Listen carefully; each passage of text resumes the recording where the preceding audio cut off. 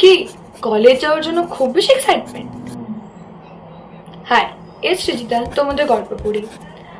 আর কলেজের জন্য রেডি হতে হতেই তোমাদেরকে একটু রিয়ালিটি চেক দিই। আই মিন, একটা ছোট ছোট ভাই বোনদের তো রিয়ালিটি চেক দেওয়াই যেতে পারে।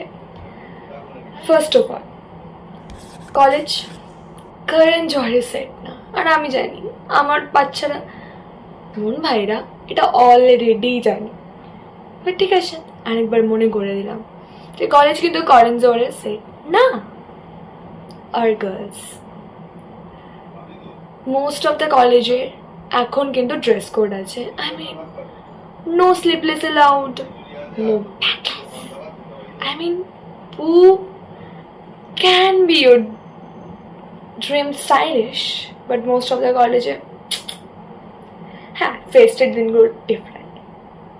তাছাড়া আমি বলছি, তোমাদের এই রোজ রোজ এক্সাইটমেন্টও থাকবে না বসেতে যাওয়ার, একদমই না। সেকেন্ড, কলেজে যেতেই হয় না, it is also wrong thing. মানে এখন মোস্ট অফ দ্য কলেজেসে 75% অ্যাটেন্ডেন্সের লাগিয়ে দিয়েছে। আর তবু এটা 75% না করতে পারো, 60% ইজ মাস্ট। আর কলেজে 60% মানে অনেক, অনেকটা বেশি। আর যারা ভাবছো না যে 8 ঘন্টা 6 ঘন্টা স্কুল করে এসেছি, 2-3টা লেকচার তো ইউ ইউ ইউ করে দেবো, মানে 2-3 ঘন্টা, অগেন ইউর রং।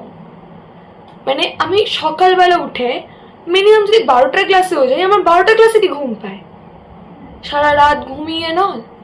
আমি এখন ভাবতেই পারি না আমি কিভাবে স্কুলে যেতাম রেগুলার স্টুডেন্ট হিসাবে, আর কিভাবে ক্লাসে করতাম। ক্লাসে ঘুম, হার্ডলি শরীর খারাপ হয়তো হলে কোনোভাবে ঘুমিয়ে পড়তাম ক্লাসে।